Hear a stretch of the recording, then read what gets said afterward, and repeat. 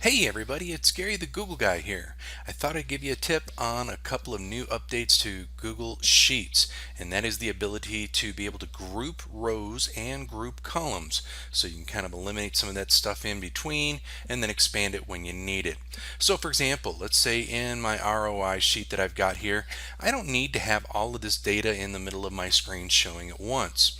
So I'm going to go to the left side and I'm going to group some of these rows together. So I can grab, let's say for example, row 18.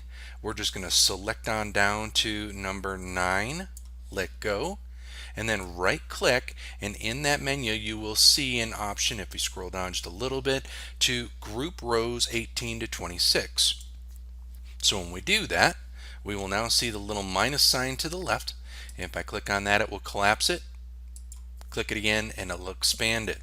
If you want to ungroup them, go to that same menu with a right click, and then you'll see underneath where it said group rows, you'll now see ungroup rows, and we can take that off. And this works the same way with your columns. So if you need to collapse certain type of data, we can select, let's say for example, our column D and E.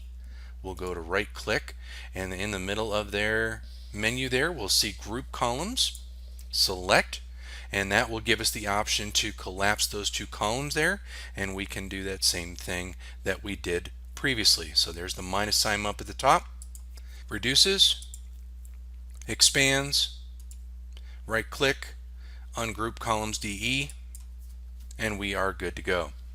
So that is just a quick snippet of what you can do in Google Sheets with another new update. So with that everyone, just wanted to let you know on that. Until we meet again, another day, another time, another tip. This is Gary the Google Guy signing off. Goodbye.